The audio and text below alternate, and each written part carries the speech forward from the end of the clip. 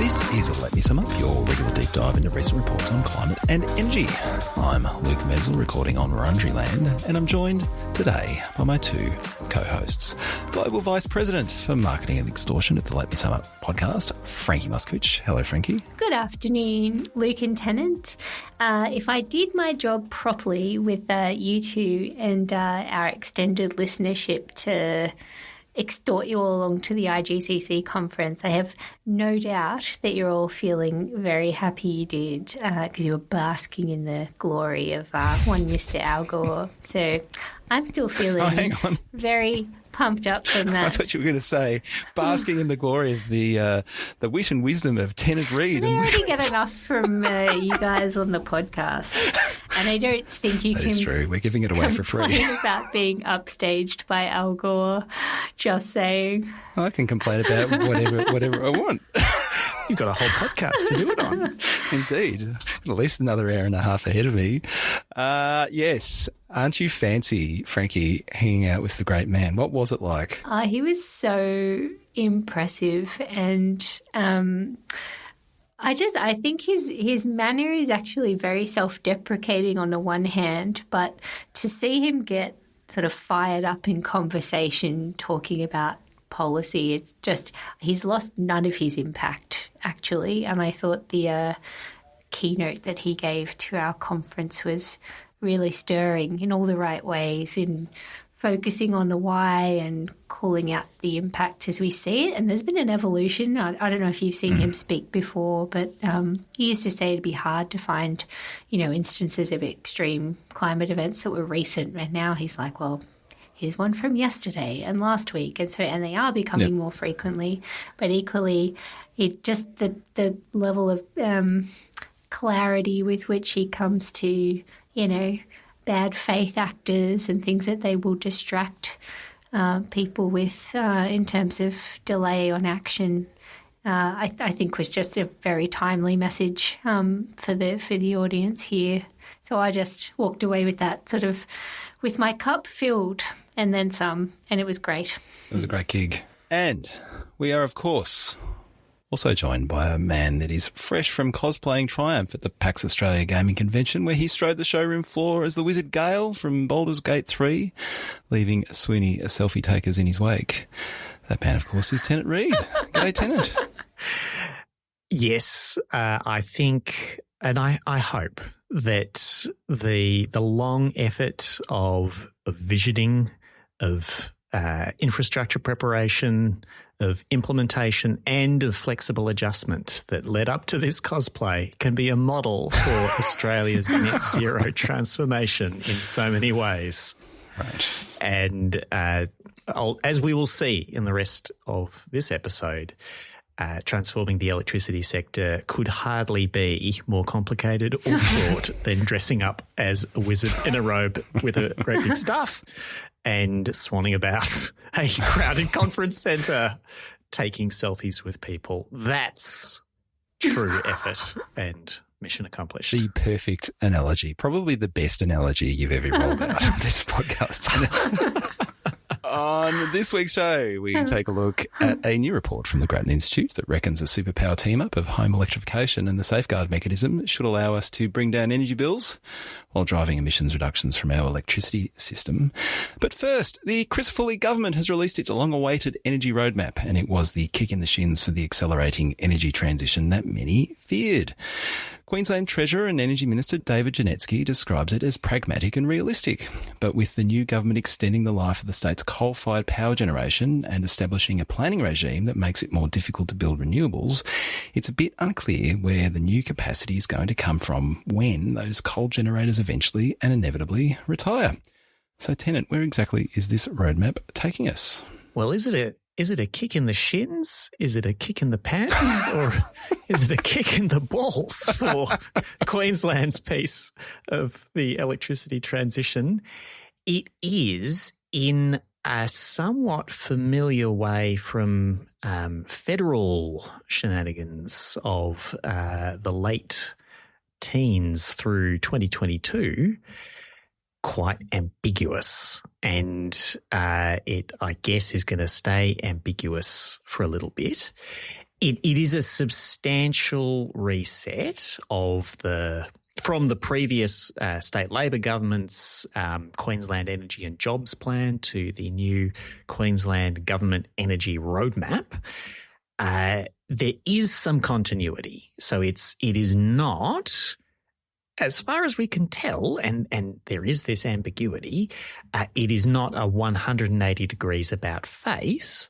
The mega trends that are sketched in the modelling that accompanies the roadmap, but whose status is, like, the modelled outcomes are not necessarily policy. Sometimes in reports they sort of go through alchemy and turn into policy. But this one, it's not. Like, there's a bunch of scenarios modelled here. I wouldn't say any of them can be viewed as definitively what the government says is they want to happen.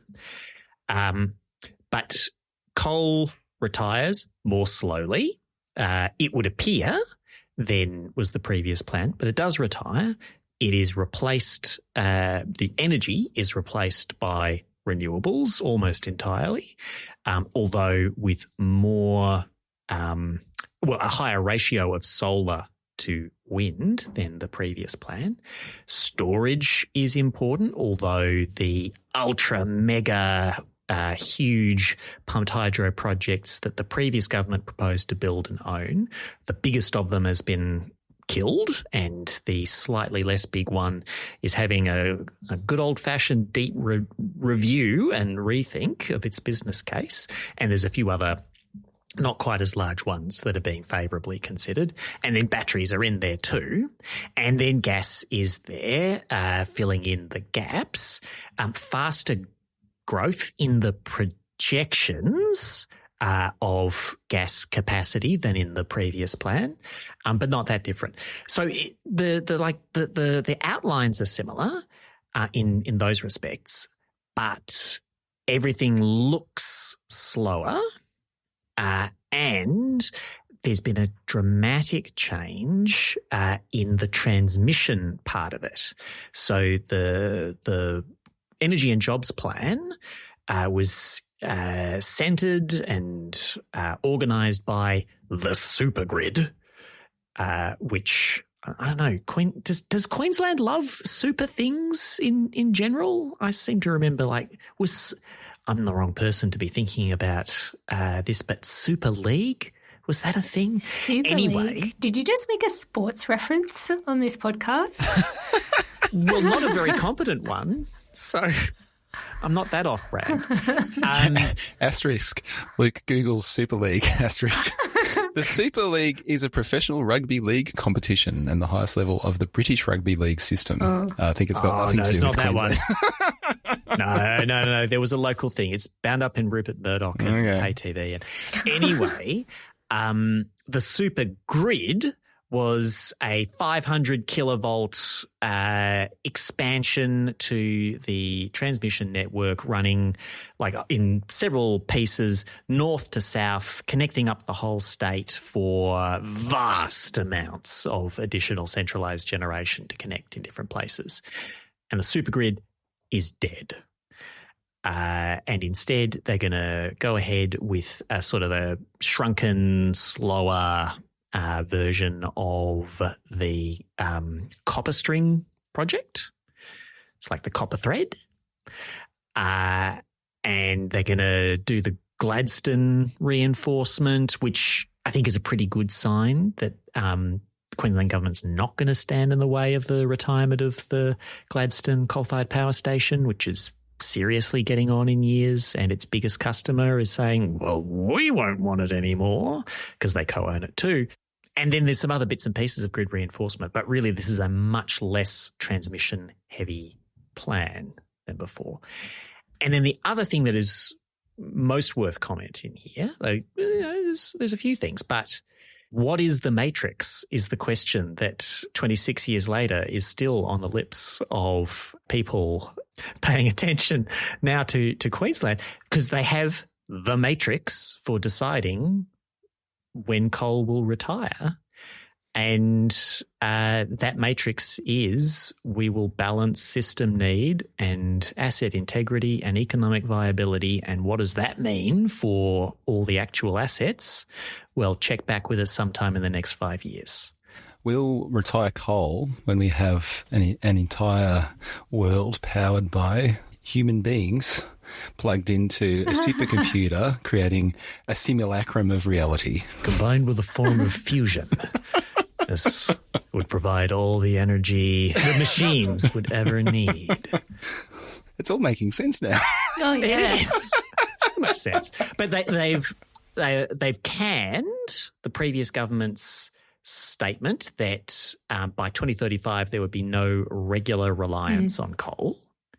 And instead they've reset the notional retirement exit dates of the coal-fired power stations to their technical lifetimes, which in some cases stretch into the late 2040s or beyond.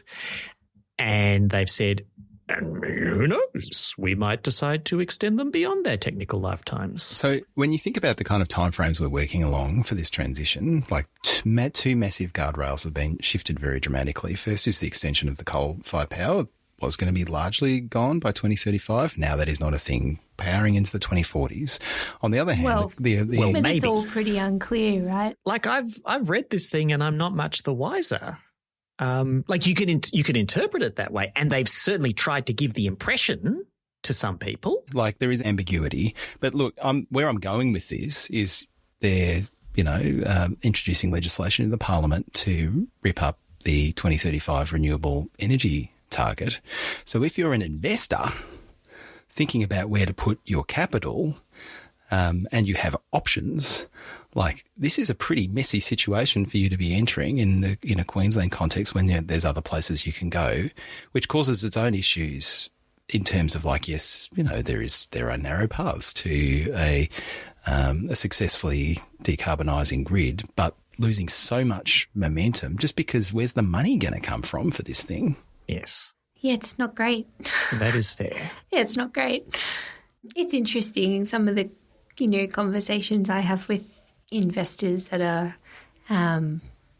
particularly interested in, the Future Made in Australia agenda and not, I guess, taking more of a vertically integrated approach. So obviously needing the renewables, but are interested in more strategic investments. And their view would be on the underlying advantages across the country. Like Queensland should be really great, right? Huge amount of course, natural renewable resource and sun, but a lot of existing infrastructure necessary for all of this, rail and port infrastructure and, to an extent that parts of WA don't have. Interesting to see that on the face of things, this ought to be where the Future Made in Australia agenda could go gangbusters. Certainty that's been introduced here, I think really sort of hinges on how hampered our new renewables project's going to be in terms of getting, environmental and approval sign-off, which I think has been the big question mark in recent times. But I guess also still a view that the underlying attractiveness might prevail. Like this is one of those classic things where, an investor's looking at a 10, 15, 20, 30-year horizon, and it's sort of really hard to judge from a state government that's going to be in for, 4 years. What's the longevity of this plan? If there are question marks over the ability of these plants to even run till their technical lives well, right? Well, in one way, the issue with this is not even the content of the plant. It's Queensland energy policy veering wildly from one direction to the other. And this is probably as good a moment as any for a song of praise for bicameral parliaments. Oh, God. Because the decision of the Queensland Labor Party in the 1920s to abolish the upper house instead of reform it has echoed through the history of that state in incredibly unhelpful ways. You can very much imagine a scenario if there was a properly constituted upper house, a lot of this stuff being proposed by the LNP actually wouldn't be able to get through Parliament. But because they only have one lower house, introducing bills, repealing renewable energy targets and it is just sailing through.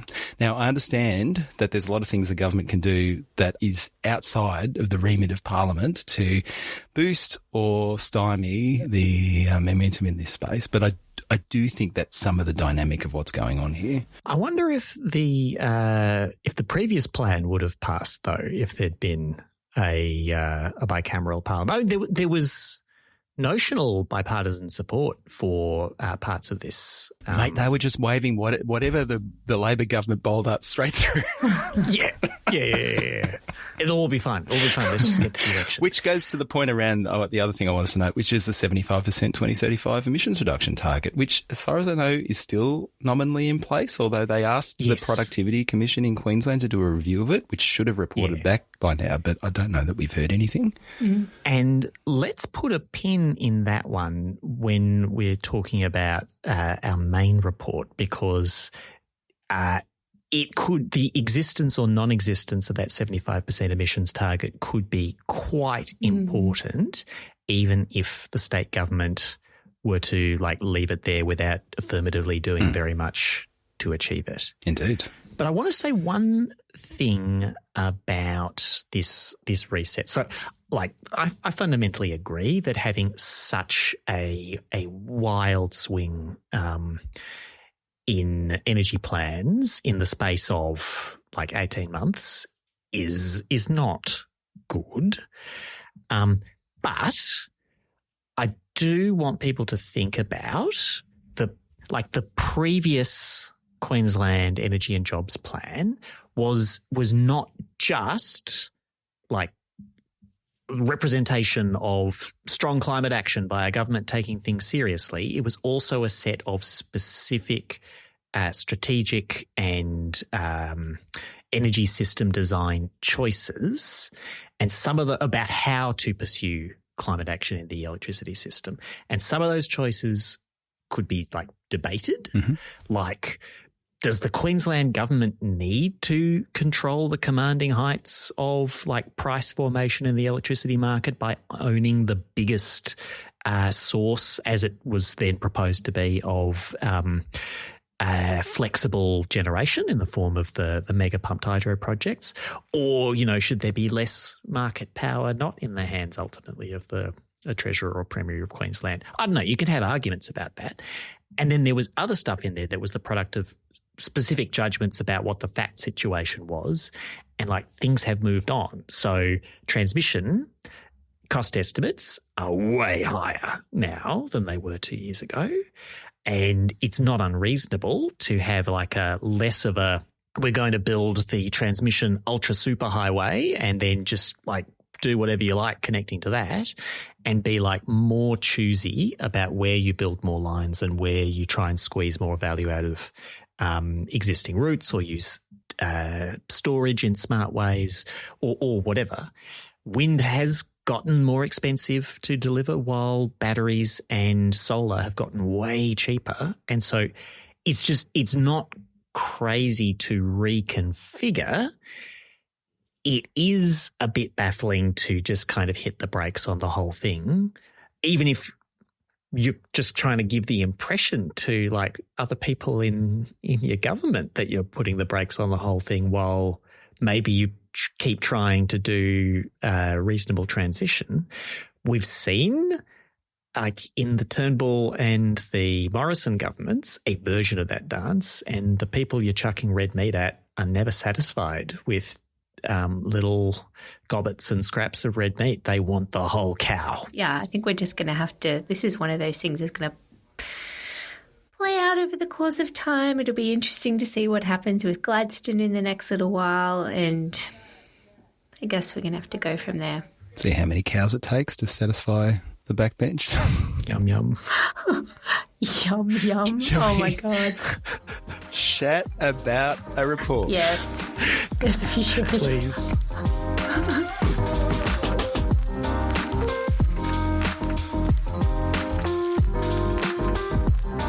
The The lack of a carbon price in the electricity market creates all sorts of challenges for a well-managed transition from coal to renewables.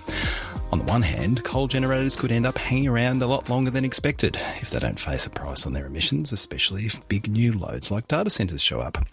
On the other hand, investors expect a carbon pricing regime to turn up eventually, but given it is currently theoretical, they have no idea about its implications for their investment decisions, so are reluctant to sink money into the new peaking gas capacity AEMO says we need to enable a high-penetration renewable energy system. This means chucking a carbon price on electricity is a policy no-brainer, but the politics of household energy bills over the last decade and a half have made it a political third rail. So what is to be done?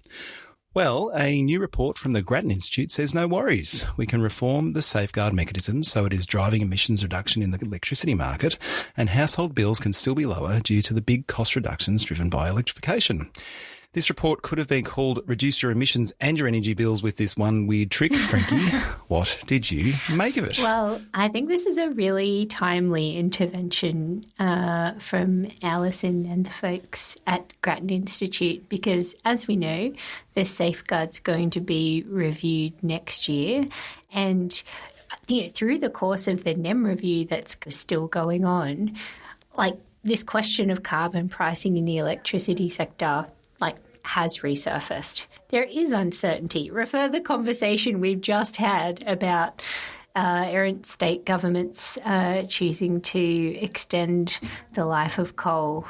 That is creating uncertainty, and in the absence of that carbon signal in the electricity sector, you could see deferred investment, right at the time where we need to be ramping up investment, not the other way round.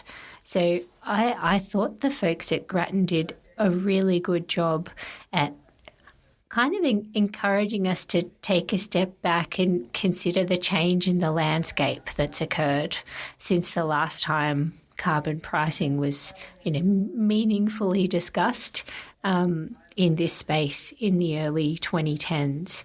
The cost of renewables has come down significantly in that time. There have been, technology evolutions and deployments such that there are, through, electrification of household energy uses, real dollar savings on the table for households today who can electrify, and therefore some agency to take control, not only minimise but sort of take advantage of the transition at a household level. And that sort of, we weren't there back in the 2010s. So the political reality of that is different. And they are, I think, quite sensibly suggesting that we revisit this discussion in the context of the situation in which we find ourselves, which is there's clearly a need, and the folks at Grattan have done some modelling with the crew from Jacobs, I think, have done their energy system model, and they've found that, in the absence of a carbon price in the electricity sector, emissions are going to stay high for longer, and they're going to be much higher in 2050 in the order of, I think it's 20 megatons of CO2 equivalent emissions in 2050 compared to, I think, just 2, which is, what we should be expecting if we largely decarbonised the electricity sector by then. So the point is we need something. And what is that something? Well, the folks there make the argument that, I guess you could come up with a set of criteria and a framework around what kind of an instrument would be best placed to do this. And they do go through that exercise, but land on the fact that, the safeguard is a thing that already exists. And for a lot of... It's high praise. Well, But that was I mean, fantastic for them to actually go through the principles and the various things. But like ultimately, and I think this is a very pragmatic approach that they've taken, right? It's like, well, we can, build castles out of clouds for all we like. We've got this thing. It's in operation. It's like, right, it's adjacent to exactly what we need it to do. And with a nip and a tuck, here we go. Bob's your uncle, decarbonised electricity system. Grattan Institute says if you can't be with the one you love the one you're with. But I think this is a question for the time that we are in, 100%. And it's tricky, though, because there is, at least among some stakeholder sets, this, kind of desire to revisit the issue. And of course, we're all still acknowledging the fact that, of course, an economy-wide carbon price might be the preferable instrument, but there are still, I think in most people's judgments, huge barriers to getting something like that up and running. And I think that the thing that I would add in here, and I think they've emphasised this too, we simply don't have the time to waste to get on with something that can work. I think the thing I would say about how well this is argued is that they don't just make a general point about, we need to decarbonise, blah, blah, blah. They say specifically why this is an issue in the context of electricity system decarbonisation, which other mechanisms, whatever their merits, are not going to be able to address. And they say this is complementary and it is also urgent that something like this is put in place. Oh, and by the way, Safeguard Mechanism Review 2026, 2027, off we go. Yeah. This is a paper that is like, there's nothing in there really that doesn't need to be there. It's a crisp succession of paragraphs that do their job and move on. And it is very well argued. I think it's worth breaking out a little bit of the argument, in particular around the current reforms that are being considered to the national electricity market, because some people may have in mind, like I think we have built up a little bit of complacency over the last few years that like coal retirement was just going to happen. And then, we got less complacent about the necessary new resources to make that manageable just happening. And so there's been so much policy development and argument about filling those gaps and pre-filling those gaps. And that's what the NEM review is working on. How do you get the investment needed in all the forms of energy services needed to manage the retirement of coal? Some people, though, may be thinking, well, then that's job done. Like the coal's going to go and ESEM, the Electricity Services Entry Mechanism, is just going to pre-position the new resources in the market. And if the coal isn't retiring, well, it'll be just kind of bumped out by that new capacity. And like job solved. You've got some airy stuff to worry about like what is it that's getting gas peakers to burn biomethane in 2050 or not, if that's like efficient. But that's a later problem. And the thing is, the ESAM and the NEM review work, as like we've discussed it previously, and it's shaping up like really well, but it's not necessarily going to just shove more resources into the market to blast out coal that isn't leaving of its own or its owner's volition. If a state government were to say to technical lifetime and beyond, the ESM, as it's currently shaping up, would be very guided by the state's positions. It's got to get agreed by all the states.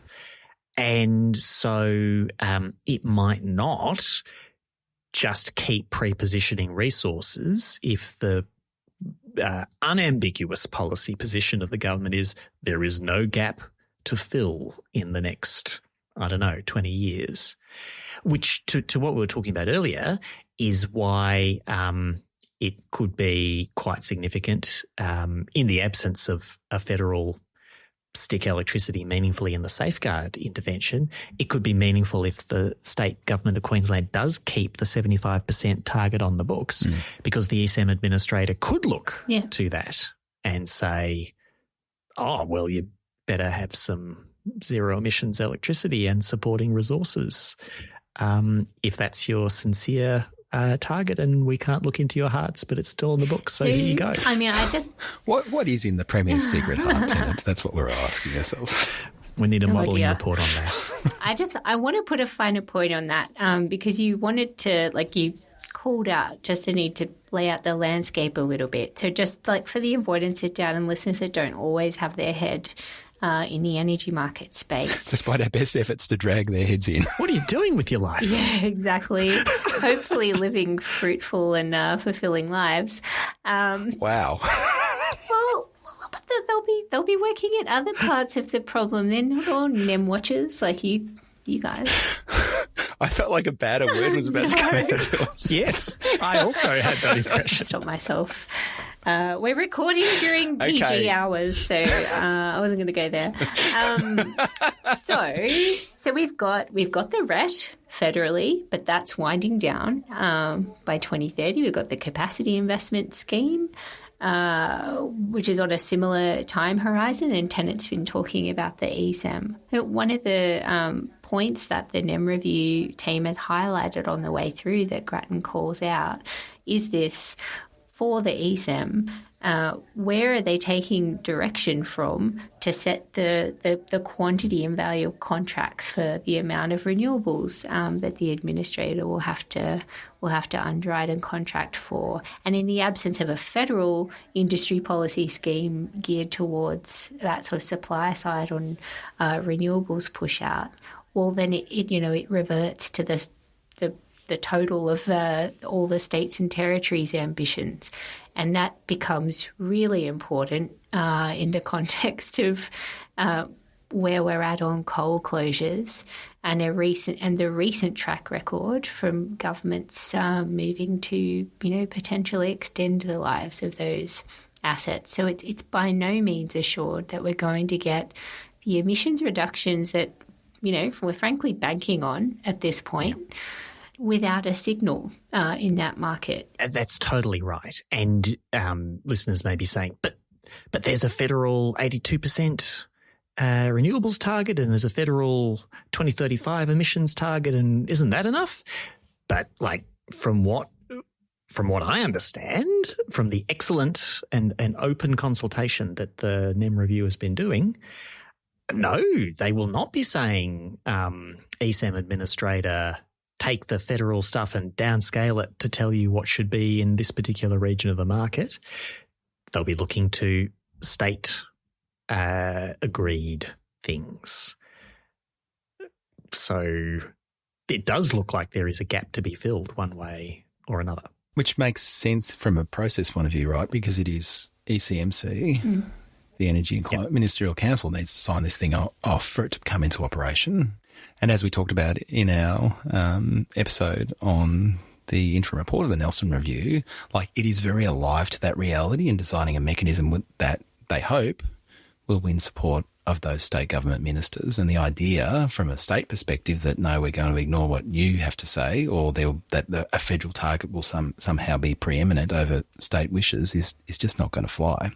So that goes to where the constitutional responsibility for energy lies, and that is the thing that we're all navigating, right? So we should talk about what Grattan has modelled here, because I think, as we said at the top of our chat, they've partnered with Jacobs to run their model, and they've looked at two different scenarios. They've looked at a no new policy scenario, so that's assuming all those things we've just talked about, the RET, capacity investment scheme, etc., wind down by 2030, and there's no new interventions, a signal on carbon in the electricity sector from 2030 onwards, and then they model another. They do two other scenarios. That's their sort of baseline, if you like.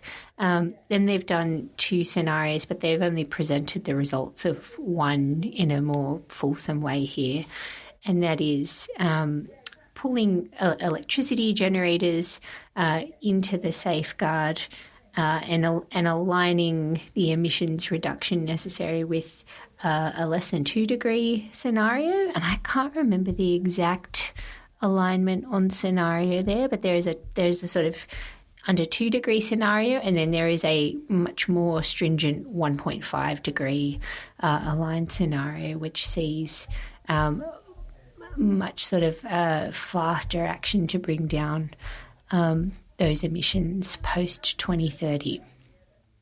And they wanted to see what the impact on pricing would be that consumers experience. The other framing for this, though, that I think is important, and I really like that they've done this as well, is that they make the point that you can't also just consider the retail price that people are paying for energy in terms of the overall cost that households experience here. They do want to bring in the other kind of elements that are relevant to people's lives. So it's not just about household energy consumption. It's also about car use and consumption of of petrol or diesel cars as well. And so they're looking at cost, the sort of cost that households will experience, like bringing all of those things together, not just the household level. Mm. And this is very much a two great taste great together thing, right? Like they're presenting this as a package of reforms that delivers a good overall result. There's not necessarily a connection between the two initiatives, the electrification of households on the one side and the introduction of the safeguard on the other. It is just the savings from electrification, and particularly transport electrification, yes, are so big that you can kind of like bundle it all together and say, households, you're better off. They're basically pre-digesting a political argument for an energy minister to say why this is all totally okay, and you can calm the farm. Pre-digesting it and then baby birding it into the beak. And like it is good to think about, because like the best way to think about it, I think, is there an energy affordability problem in a world, like beyond just the optics of an argument in a series of political moments from now to 2050 about like, is this great big new tax on everything or happy days? Is there an energy affordability problem? And the overall affordability of energy for households specifically, is improving when you combine these things. So like, I think that is good. My two qualms with it are, apart from like all the work that needs to be done to actually achieve the like effective, efficient electrification. Yeah, let's just put that to one side. Yeah, whatever, it'll be fine. Is that one, the profile of the savings to be achieved and the extra increment of cost in the modelling doesn't match wonderfully. There's like everything's great when you average things over the next 25 years, but there's this little bulge of costs for electricity users in the early 2030s because the thing doesn't start until 2030, and then there's still a bit of coal there to be given the old heave-ho. A firm guiding hand in the small of the back. Paul Keating to the Queen style. And although, he didn't succeed in heaving ho.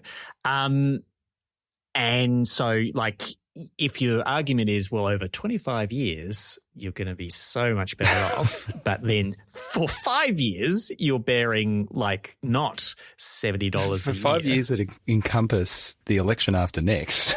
Yes, indeed. Maybe. Now, of course, like that's a modelled result. Is that actually? Oh, and there's a million different ways you could design it, right? Like Yes, very important. But then my second qualm is this is the second thoughtful, sensible paper we've read that is saying don't worry about the costs of this important but expensive thing we want to do, because look, there's this pot of gold at the end of the electrification rainbow, and people won't even notice that a little extra has been charged for them for something, because they'll be saving so much money elsewhere. It'll be great. And if you keep doing that, then there won't be a pot of gold anymore. There'll be a bunch of people saying, why are my everything bills going up? Why are my pots that had gold in them empty? That's right.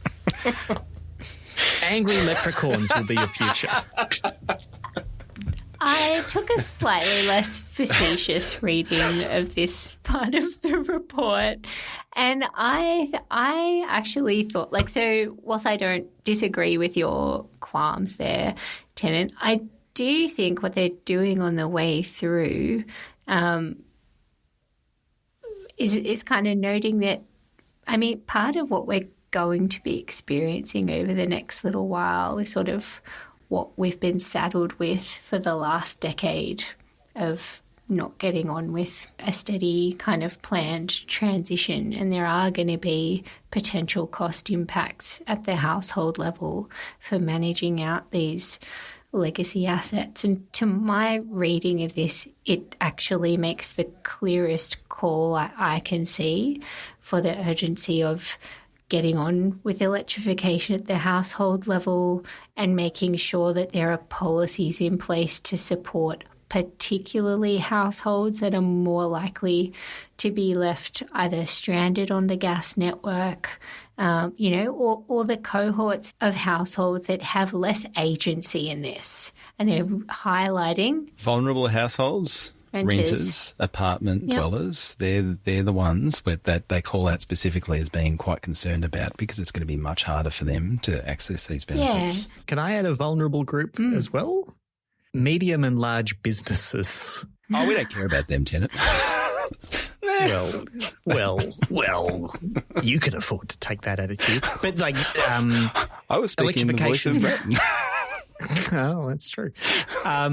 Electrification, they do tread very lightly over business issues. I am, to use your word, Frankie, being facetious. They are not the focus of this report. They are not. And I think that's partly because there is this political argument being put together, and they're not claiming to have thought about all of the ins and outs of it. And they do acknowledge that the cost benefits of electrification or whatever for medium and large businesses do not bear any association with the kind of the degree of benefit that we can hope will accrue to households. Yes. And so there isn't that trade-off there that you can rely on. And so that is something that definitely needs to be worked out. Yeah, and like in many of those cohorts you just touched on, there's actually no active policy across the country supporting electrification of existing households to do that work. So, I mean, rental standards are kind of like, actually there's no kind of consistent approach to minimum rental standards across the country, that I could say are going to steer us towards fully electrified rental apartments over the next couple of decades. Equally, there's some really good work that the Commonwealth government and sort of state governments are doing with the SHEPI program, which is specifically focused on social housing, but there are a lot of other forms of housing, community housing, etc., where more low-income and vulnerable households, I think could fall through the cracks here. So there is just that's actually a huge public policy challenge that needs to be grappled with much sooner rather than later, so we can avoid any downside impacts in that particularly in that first tranche of years post 2030, if something like this was to be implemented. So helpfully, there is a chapter at the end of this report saying, what should governments do next? Do one of you want to tee them up for me? There is a very sensible to-do list that they've left us with. The first thing they say really is that government should start putting the work in to prepare for having a carbon constraint in electricity, and that they should use the safeguard mechanism as the vehicle for that, noting that I think we sort of touched on, there are design barriers, not that you can't work through, but that would take some time to design and solve for. So better to get started on that right now. The second thing they highlight is to, I think, also just make sure that the federal government should do the work to understand some particular features of change to the safeguard that merit closer examination. They highlight that, some of the limitations of the modelling that they did, for example, did not model the impact on compliance with the safeguard by other safeguard facilities. So the interaction between the industry facilities and the electricity generators. They modelled the electricity system here as a kind of closed loop system. Which might be the sensible way to do it. Yeah. And all sorts of interesting arguments there, but they cover the field with the extremely sensible, there are issues here, have a look at them. And I think that's where the potential impacts to commercial and industrial users and businesses would kind of show through. And I think, wrapped up in that, having modelled it as a closed-loop system, they also did not allow the use of ACCUs, for example, in their model, and so just forced a trade on safeguard mechanism credits. So, you'd need to work through that. I think they also didn't choose particular decline rates. I think they used it. They asked their model to solve for a carbon budget, and so of course the design of safeguard would necessitate or look at baseline and appropriate decline rates, and depending on how you structured that, those would have slightly different impacts. So some things to think about there. I think as we've kind of seized on the way through, and one of the really rallying calls I took from this was that governments really do need to plan for Australian homes to be all electric and putting those policies into place. And we talked about, in particular, those cohorts that have less agency through this and for which more targeted policies will be needed as well. And I think last couple of things I feel like this is sort of something that gets included in any report on energy reform at the moment. Make sure you've got the transmission to connect the new generation to support the rollout of renewables, as well as making sure that, the right work is being done to build social licence and things like that in host communities. Very lastly, and this sort of bit is called Beyond an Expanded Safeguard, which makes the point that the safeguard could be reformed in a way to evolve into a cap and trade emissions trading scheme, and that remains an option on the table that governments could look at down the track. And whilst this report has looked at expansion to electricity, there are obviously other parts of the economy that don't have a carbon signal in them and could be, and could warrant consideration as part of that review. So I liked that provocation that they ended on right there. And if you're intrigued by this grand bargain, I am chairing the opening plenary at All Energy Australia in Melbourne next week, Thursday the 30th of October, free event, and report lead author Alison Reeve, also sometime co-host of this podcast, is delivering a keynote address on this report and will then join the panel that I will then chair on how to unlock that household electrification opportunity. So get on it, I reckon. And quick, before the nervous leprechauns find out about it and picket it.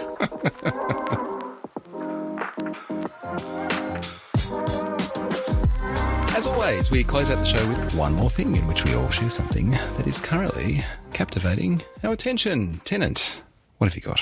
I wish to gush about what a wonderful time I had with the University of Adelaide's Institute for International Trade on a webinar very recently, this morning as we record, entitled Livin' La Vida BoCo, and focused on the trade system implications of carbon border adjustment mechanisms. Now, Tennant, that is an LMSU level punnage in that webinar name. Did you have anything to do with it?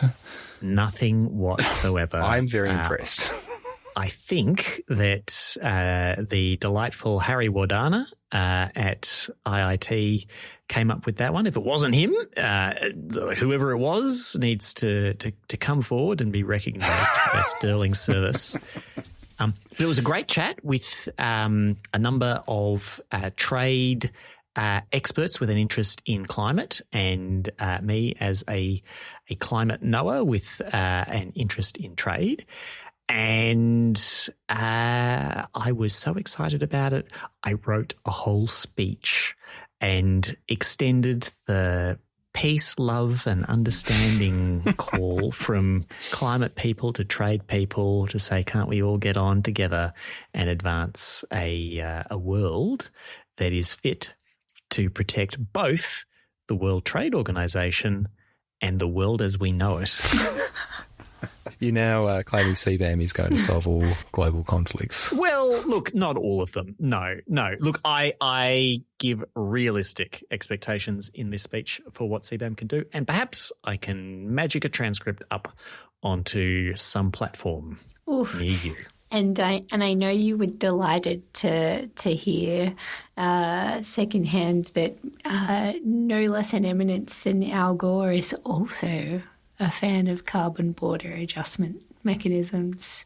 Did that make your year, or is he just the latest in a long line of shinies fessing up to loving CBAMs? What a dreamboat. I thought that was great. All right. Frankie, what have you got? I've got a little more of a downer.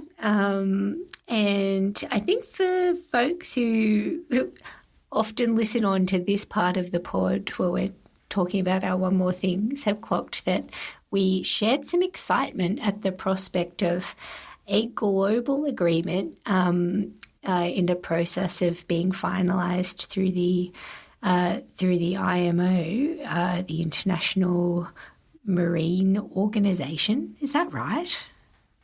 Maritime Organization. I never say it. I have not said that in long form in a long time. To regulate carbon emissions in shipping, in fuel.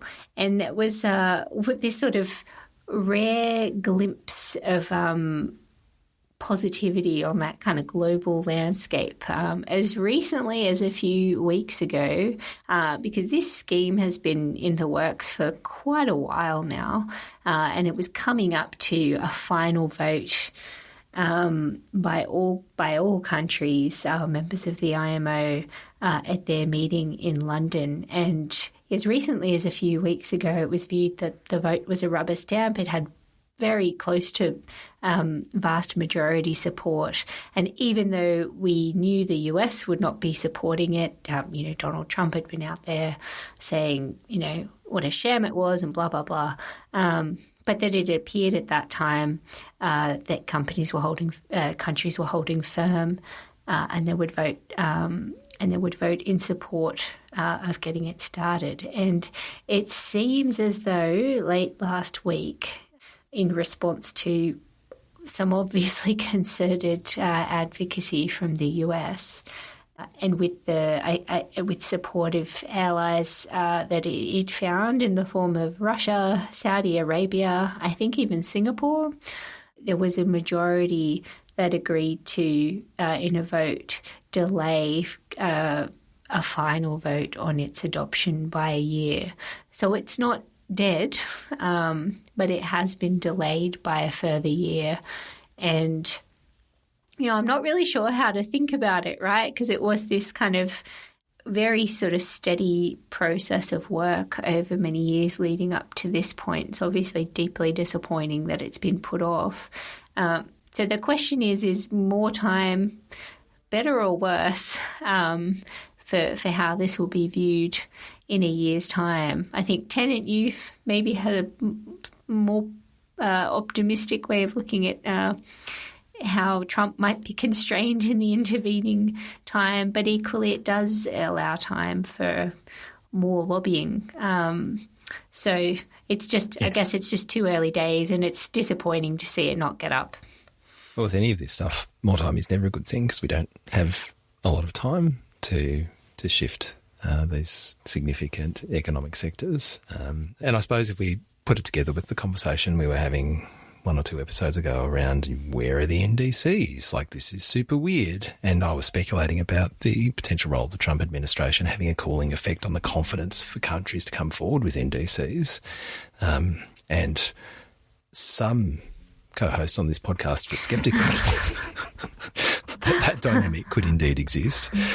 I think this is another piece of evidence that perhaps there is some reticence that's emerging for anyone to stick their neck out, because why would you if you've got a crazy person in the White House and you're going to get hit over the head with something?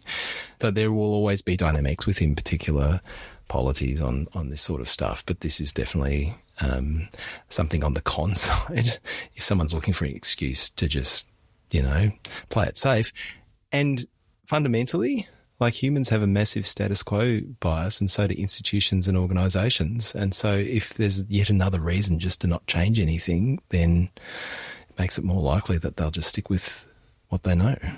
So we will see what happens. It certainly does look like a combination of countries worried about increases in their shipping costs and countries worried about reducing demand for their oil output and various petrochemical products have slowed this down. And like we will just see.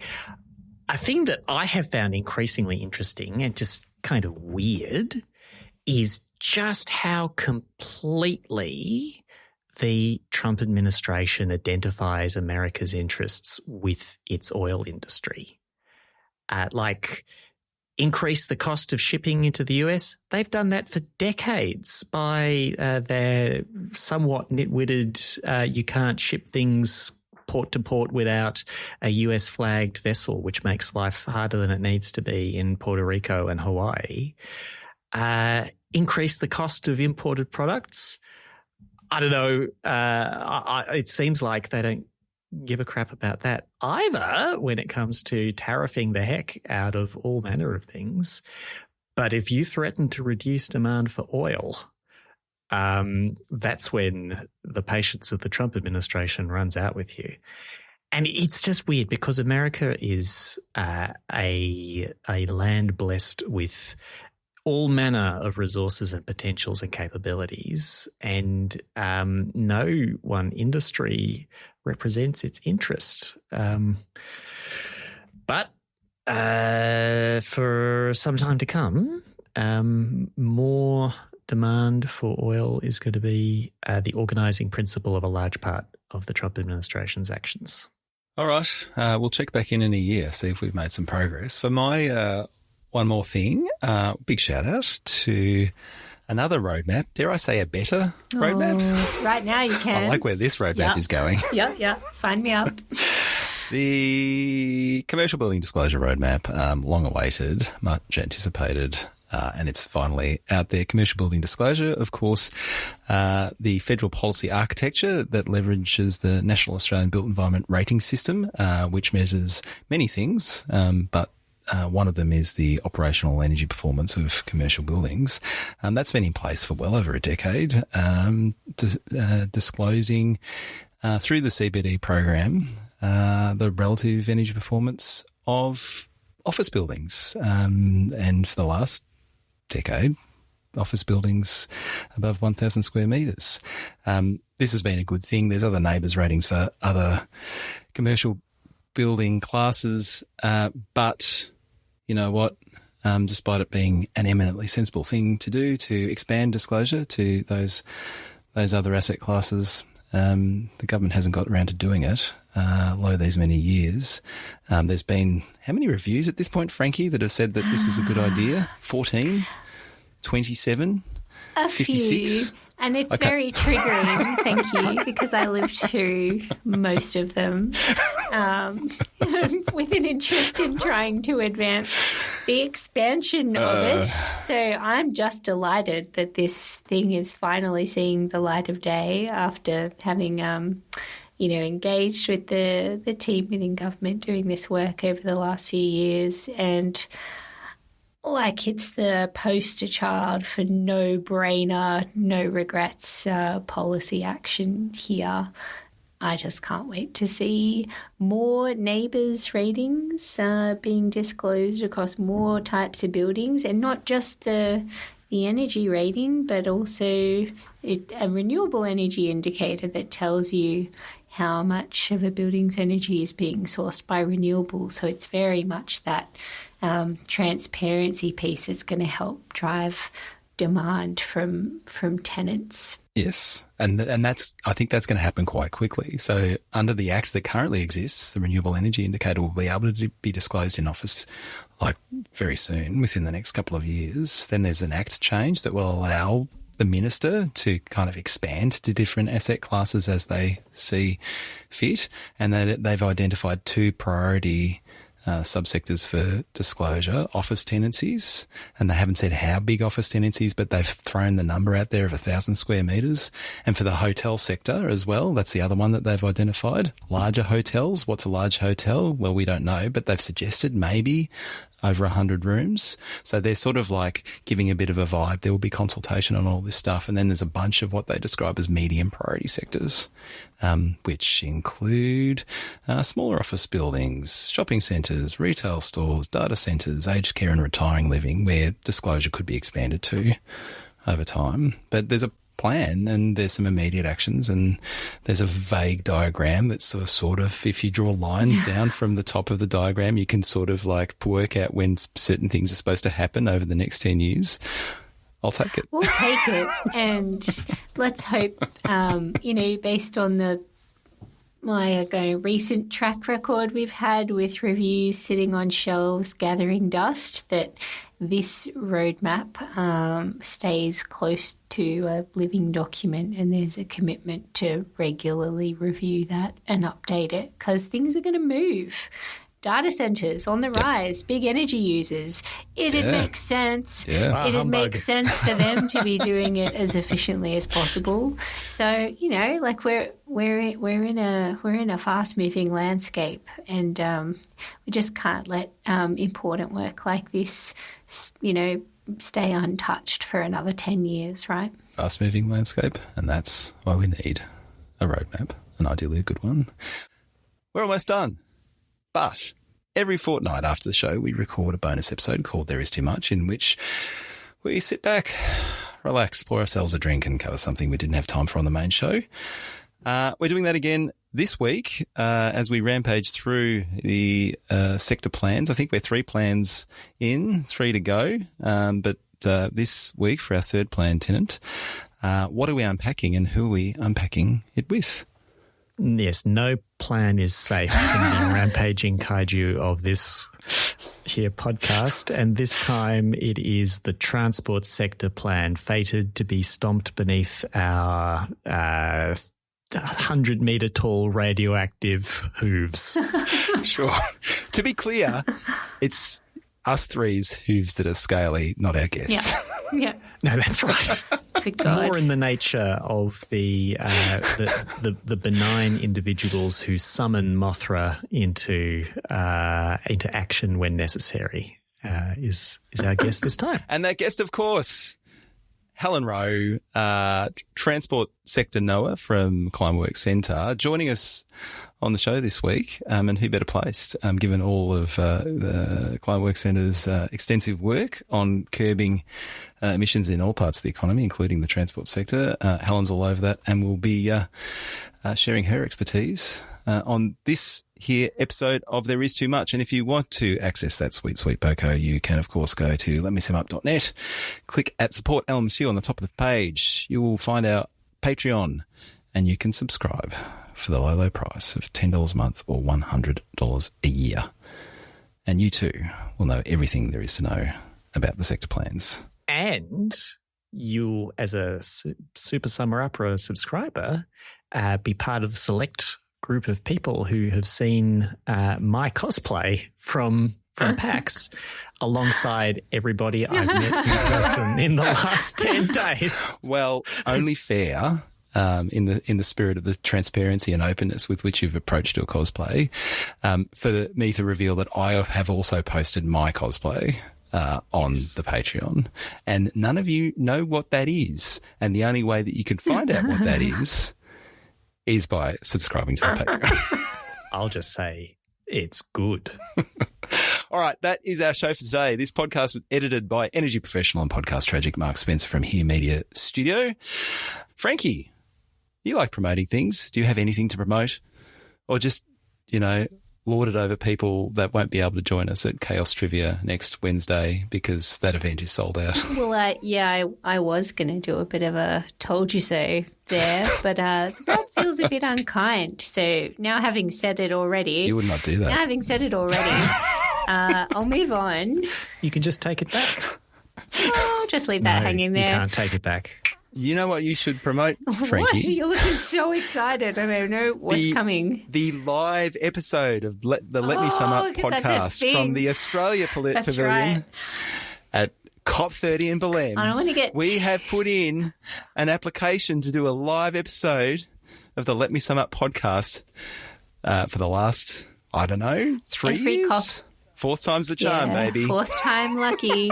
I guess we've just ingratiated ourselves long enough with the lovely folks at TQ who run the OzPav. And they just gave up. They said, we just need these people to go away. They're just going to keep asking, aren't they? Maybe they just couldn't stand the sight of us hanging around like sad puppies at the pavilion, staring longingly at the presenting area, wondering what might have been.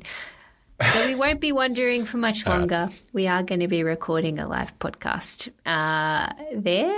during the second week of COP, so very exciting. We'll be summing up where the negotiations are up to and hopefully trying to line up a fun guest to have along with us as well. So stay tuned. But in the meantime, send us voice notes for what you'd like to hear from us on the ground at Belém. Send us voice notes. That would be great. And also, I suspect we'll have a bit of a focus, a preview of COP30 on our next episode. So if you've got any burning questions about that, please send them in. As long as they're not, will Australia win the bid to host COP31? Because who frickin' knows? We will. We will by the time we're flying out of Belém. Is that our guarantee? No, we shouldn't make that guarantee at all. Best efforts. Dying hours. Best efforts, yep. 2 hours before the end, we'll know. For Frankie Muskovich and Lieutenant Reid, I'm Luke Mendel. Thanks for listening, and we'll talk to you again soon.